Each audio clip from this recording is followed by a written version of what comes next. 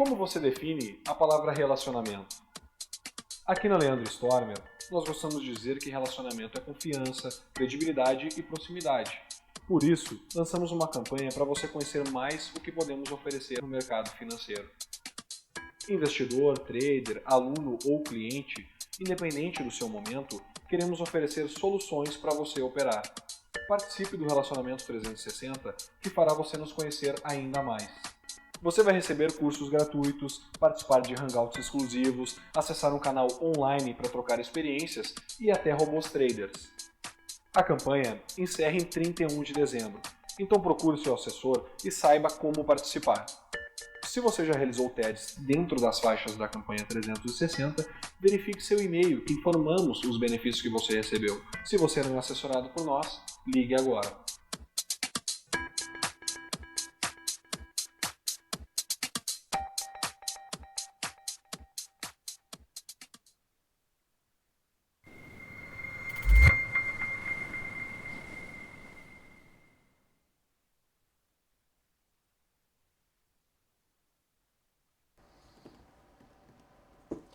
Olá amigos da Leandro Stormer, eu sou Thiago Bizzi e esse é o Farol LS, referente ao pregão do dia 9 de dezembro de 2015, quarta-feira.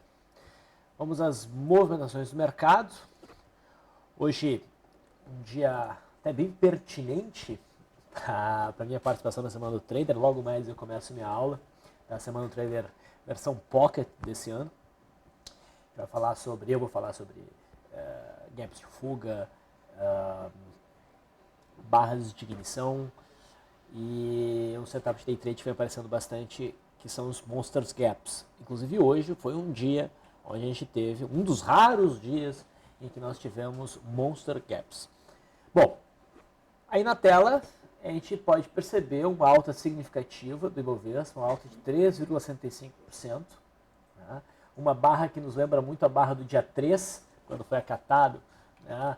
A questão do processo de impeachment, e a barra de hoje provavelmente responde à vitória da ala oposicionista, aquelas questões todas da politicagem. Enfim, tá? A gente teve um bom movimento de alta, surgiram boas oportunidades de day trade hoje, mas a pergunta é, a barra de hoje no gráfico de Ibovespa, ela muda o cenário? Olha, infelizmente, do ponto de vista estritamente técnico, dentro do modelo que eu utilizo, não. Assim como a barra do dia 3 também não mudou. Tá? A gente segue dentro de um processo de zigue-zague descendente, um processo truncado, que não deixa de ser o esperado por estarmos operando dentro de uma congestão. Eu venho repetindo isso exaustivamente. É difícil, nesse gráfico, que é o gráfico da congestão do Ibovespa, o mercado estabelecer uma tendência, né, para operações de swing trade. Então, o mercado ainda está num processo de zigue-zague que tem como alvo o suportão dos 44 mil pontos. E a barra de hoje não chega a mudar esse cenário, não consegue superar patamares que seriam importantes. De novo, assim como no dia 13, a gente não consegue romper a média móvel de 21 períodos, inclusive batendo a média móvel de 20 períodos a gente tem um recuozinho. Né? A gente não consegue romper esse topinho que se formou, a gente não consegue romper essa linha de referência, que é essa LTA perdida. Né? E a barra de hoje, ela é uma barra de força, mas ela não vence essas estruturas, então ela não deve ser considerada uma barra de ignição operável, tá? Assim como esta aqui não foi. Isso não impede, isso é importante estabelecer, que o mercado prossiga no movimento de alta. Tá? E se o mercado prosseguir no movimento de alta, vai ser bom, eu vou achar ótimo, tá? Provavelmente vai dar boas operações de day trade, mas nesse gráfico aqui, para posições de swing trade, a gente não vai ter um cenário bom para operar, a gente vai ficar olhando. Tá? Para a gente ter um cenário minimamente confortável para começar a operar na ponta compradora, considerando esse gráfico aqui, a gente tem que ter os preços passando para cima da média móvel de 21 períodos e superando a máxima. Tá? Assim como nós tivemos aqui, como nós tivemos aqui, como nós tivemos aqui. Eu considero essa uma característica imprescindível para que a gente possa sustentar um movimento de alta um pouco mais longo. Se a gente for olhar no semanal, tá, o cenário que estava feio começa a virar com a barra de hoje, que foi bem significativo, e já não fica mais tão feio, porque se a gente parar para olhar, tá, o patamar de suporte do semanal está sendo testado. E essa semana a gente teria o mercado testando esse patamar e fechando, se a gente conseguir manter essa alta, né, um candle próximo à máxima, com uma certa conotação altista. Então, é possível que a gente nem chegue nos 44 mil pontos. Mas, por enquanto, tecnicamente, deveria esperar pela manutenção do movimento de queda. Vamos olhar o gráfico diário do mini índice, o INZ15. O INZ15 ontem nos mostrou uma barra forte de queda, né, rompendo a mínima desse contrato, rompendo esse gap, fechando e rompendo esse gap. A expectativa seria para uma continuidade do movimento de queda. Nós tivemos uma abertura em alta bem significativa, tá? Próximo bem da parte superior do corpo. Isso aqui pode ser considerado um monster gap. Tá? E depois disso o mercado deu uma puxada. Bom, esse foi o cenário do intraday. Tá? A gente tinha até um cenário propício para vendas se o mercado perdesse a mínima de ontem. A mínima do dia era a linha d'água, isso é interessante. Mas o mercado abriu nesse gap de alta, fez um primeiro movimento até a média móvel de 200, segurou um pouco aqui e depois marcou um primeiro movimento, girando o cenário de compra. Veio buscar a segunda faixa de resistência e por aqui ficou operando. Tá? De maneira contrária, né, agora o nosso mercado fechou hoje com uma cara positiva para dar continuidade ao movimento de alta amanhã, se for considerar o gráfico do futuro. Tá? Não tão bem quanto ontem para o movimento de queda, mas um cenário interessante. Por quê? Movimento forte alto e uma correção lenta, né, e a média de 21 períodos ali dando sustentação ao preço, e no finalzinho o mercado deu uma puxada, quando o mercado à vista já tinha se encerrado. O cenário ideal para a gente buscar uma operação na ponta compradora amanhã seria uma abertura em gap de baixa, nada muito significativo, seguido rompendo a linha d'água para cima. Esse seria o melhor sinal que a gente poderia ter para montar posições na ponta compradora com a esperança de segurar isso talvez até para o gráfico diário. Esse seria o melhor cenário. Eu vou ajustar agora a linha principal de suporte para cá. Tá? Então a gente tem suporte na mínima de ontem, a gente tem suporte na abertura de hoje e a linha d'água vai ser um ponto definitivo, né, decisivo para o pregão de amanhã. Se a gente prosseguir no movimento de alta, a faixa aqui dos 47.200 pontos é uma zona importante de resistência no intradiário. No mercado americano, a gente estava muito próximo desse fundinho anterior, dentro de um processo de contração, então o esperado seria, talvez até cair um pouquinho mais para testar esse patamar e entrar alguma pressão compradora para prosseguir nesse movimento de contração. Tá? Isso não implica em operação nem de compra nem de venda. Hoje a gente teve uma forte volatilidade no mercado americano. Não houve ainda o rompimento desse fundinho, mas a possibilidade do rompimento desse fundinho cresceu. E nesse caso, o próximo patamar forte de suporte seria a faixa de 17.230, ainda dentro de um viés mais altíssimo, um prazo maior, porque seria um retângulo depois de um movimento de alta. Tá? Então fica difícil aqui a operação por entendimento de um rompimento de pivô. Tá?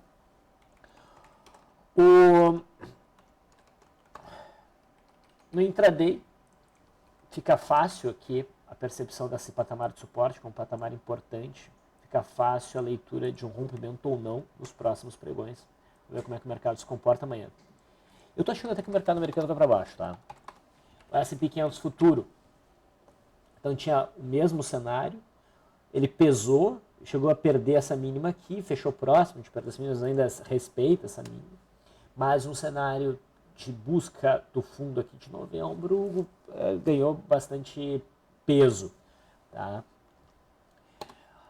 No intraday, reparem que a gente teve a formação de um retângulo, rompendo para cima, rompimento esticado, depois um violento movimento de retorno para dentro desse retângulo, configurando aqui um rompimento falso. Isso aumenta muito as chances desse rompimento aqui ser verdadeiro. O mercado veio testar esse patamar bem importante de suporte, veio um pouco abaixo e agora repica, mas não o suficiente. Tá? Isso aqui ainda pode acabar sendo um respiro pós-rompimento, algo como um pullback para o mercado prosseguir o movimento de queda. Então, eu diria que se esse suporte que for rompido no intraday, o mercado americano deve buscar o fundo de novembro. É isso que eu esperaria.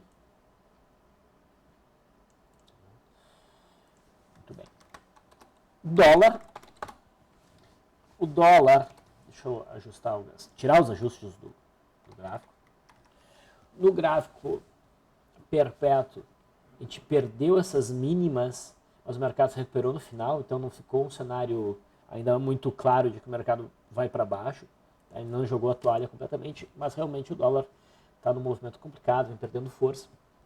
Tá? O cenário de Cunha ainda é válido, não é confortável, mas ainda é válido. E aqui a gente tem um cenário complicado pela mudança de contrato. Né? Se a gente for fazer o ajuste, essa barra de ignição aqui sofreu stop pela perda mínima. Então o ideal é entender que esse cenário foi estopado e daqui para frente o dólar só nos daria uma sinalização positiva no rompimento deste topo aqui. Tá? E o rompimento desse fundo aqui seria uma sinalização negativa e provavelmente viria buscar essa média móvel de 200. Intraday, a gente mencionava, né, que um cenário de alta só se consolidaria se no pregão de hoje o mercado conseguisse romper esse topo, esse quase topo duplo que estava se formando ontem, essa resistência. Não foi o que a gente teve uma abertura em gap de baixa, trazendo o preço para baixo, todas essas médias que já se inclinavam para baixo, teve a formação de um primeiro movimento, rompimento do primeiro movimento, e daí um movimento de queda em busca do suporte. Esse suporte aqui, ele vem lá do início do contrato, hoje ele não era muito líquido, então ele não é tão preciso. Com o fundo de hoje, a gente reforça o patamar de suporte para cá. Eu diria que entre 3.741,50 e 3.735, a gente tem toda uma zona de suporte, é o rompimento desse patamar para baixo, que provavelmente detona um movimento mais consistente de queda no dólar. Hoje a gente teve um day trade na ponta vendedora que fluiu bem. Tá? Teve até uma boa recuperação no final. Não tem um cenário muito claro para amanhã, a gente depende muito da abertura. O juro segue andando de lado, dei um F17, roçando aqui na resistência 15.860. Está com cara de vai romper, mas estar com cara não define trade, a gente espera romper para daí pensar em operações. A Vale conseguiu repicar um pouquinho hoje, mas nem tanto. O candle de ontem não era um candle de reversão, não há trade retorno à média, e mesmo o candle de hoje não abre espaço para isso. Considero bem esquisito, ficou ruim para a Vale. Então eu focaria por enquanto mais no cenário intradiário. A Vale 3 fechou um pouquinho melhor ontem, mas também não tem um cenário muito claro. E a BRAP, ela rompeu um fundo mais claro. Não seria na BRAP que eu me arriscaria um trade de retorno à média, nenhum desses três gráficos estaria interessante, mas a Vale muito melhor que a BRAP. Petrobras reagiu de forma bem importante ao teste dos R$7 de suporte em gap. Tá? Abriu em gap de alta, não é um monster gap. Tá? Fez um bom movimento, teve aí um primeiro movimento intraday, da PTR3 foi mais bonito e mais lucrativo também. Tá? E bem, isso desconfigura o cenário de triângulo baixista de certa maneira, porque para uma venda aqui o stop foi acionado, a segurança máxima foi acionada. Isso aqui é um cenário de gap fuga, a superação da máxima provavelmente detona um movimento de alta. O sinal da PTR4 não é dos melhores, apesar do bom volume, tu percebe que a gente deixou essa sombra e a gente não consegue romper as médias. Se fosse para se arriscar, teria que ser na PTR3, ela tendia a gerar um desempenho melhor. Okay? Então agora, aqui, eu puxo assim. Mas continuo achando um cenário um pouco perigoso, eu focaria mais no intraday. Tá? No setor de siderurgia, o Gerdau caiu um pouquinho mais ainda, né, testando essa zona de fundo de novembro, nada a ser feito. CSNA teve um dia de indecisão, apesar da variação positiva, não está no patamar de suporte, então a expectativa seria pela manutenção do movimento de queda em busca do suporte de 4,26. E a Usiminas, novo candle de dúvida, não é um sinal muito bonito para trade de retorno à média. Continuo achando que é uma boa se manter distante desse papel se a intenção for compradora. O setor bancário, um pouquinho mais interessante. O Bradesco reagiu muito bem ao suporte em 21, também desenhou aqui um monster gap. O candle de hoje pode ser entendido e trabalhado como um cenário de gap fuga, tendo um gap oculto. Teve um bom volume, consegue fechar um pouquinho acima da média móvel de 20 períodos, tem um bom espaço. Considero um trade razoável. Itaú está mais forte, consegue vir mais para cima da média móvel de 20 períodos, também pode ser trabalhado como cenário de gap fuga. Tem menos espaço para subir, mas é um papel de alta mais certa, eu diria assim, é um papel que está mais forte. Banco do Brasil nos dá o sinal mais forte, tem mais volume, o candle é mais amplo, né? Mas está mais próximo dessa zona de resistência. É um trade possível, também por gap de fuga, trazendo um stop para baixo dessa mínima. E percebe que a gente teve a ilha, né? Gap, movimento lateral, 3, 4 candles, e agora a gente define o cenário para cima. Acho que qualquer um dos três é uma aposta bem razoável, que não pode sair operando os três, porque está concentrando muito risco. Então, tem que escolher um dos três, eu acho que eu iria em Itaú. É o mais equilibrado, me parece. Bom, outros papéis que a gente pode mencionar. A gente estava falando em Itaúsa. Itaúsa também tem um cenário interessante, também de gap de fuga acima da média móvel de 20 períodos, um bom volume, tem boas chances de desenhar um movimento de alta em busca aqui dos 8,6, 8,10. Então, Itaúsa tem a ver com Itaú, e BBSE3 tem a ver com o Banco do Brasil. Também faz um candle forte de alta, fazendo até um pivôzinho de alta, queiram entender assim. A média também já veio para cima, mas dentro de uma congestão. De certa maneira é até uma barra de ignição, mas com potencial bem limitado. Não parece uma coisa mais interessante, mas fez um movimento minimamente interessante. Fibria, os papéis ligados a dólar, a papel celulose, Fibria está fazendo um pivô de baixo. Nesse gráfico, sem ajustes, está rompendo também um retângulo para baixo, o volume é bom. Se eu ajustar o gráfico por proventos, a gente vai estar dentro de um retângulo, mas tem espaço até o suporte, então, seja qual for o gráfico que utilizar, está gerando uma venda. Se a gente quiser olhar a SUSB5, também está fazendo um zigue-zague descendente, a média está apontando para cima ainda, então teria que confirmar pela perda mínima. Fibria me parece mais interessante. Klabin é o único que ainda não faz um pivô de baixo, mas está indicando uma queda para testar o fundinho anterior 22,80. Ali é um bom suporte, romper aquilo ali não vai ser fácil. BBRK3 sinaliza um possível retorno à média, tem bom volume, a superação desse martelete. Lembrando que BBRK3 hoje a gente pode considerar uma tosqueira, ser uma tosqueira, não? Nesse sentido, BBTG11 está se encaminhando para essa interpretação. Hoje a gente teve mais um dia de queda, 11,5%. Isso leva para baixo também Brasil Farm. Teve mais um dia de queda, mais 23%. Impressionante. Mas ainda sem sinal de reversão. A BBTG11 também não tem sinal de reversão e hoje ofereceu mais um day trade na ponta vendedora para o primeiro movimento. Ofereceu aí um ganho de quase 3%. E Mills3 fez um fortíssimo movimento de queda desde o rompimento dia 18. Né? E hoje, pela primeira vez, nos oferece um sinal bem interessante, no mínimo bem razoável, para um retorno à média. A gente tem um doji Dragonfly, aí, a superação da massa para a gente ir a compra, com stop abaixo também, a gente tem uma boa distância até a média móvel de 21 períodos. Mas não pode botar muito dinheiro nesse papel, a liquidez é um pouco limitada, mas o potencial é bom. Então, apesar deste dia bem movimentado, né, com altas bem fortes, não tem muita coisa em quadrão de novo. Então, o nosso farol hoje é curto. Vou finalizando por aqui. Até amanhã.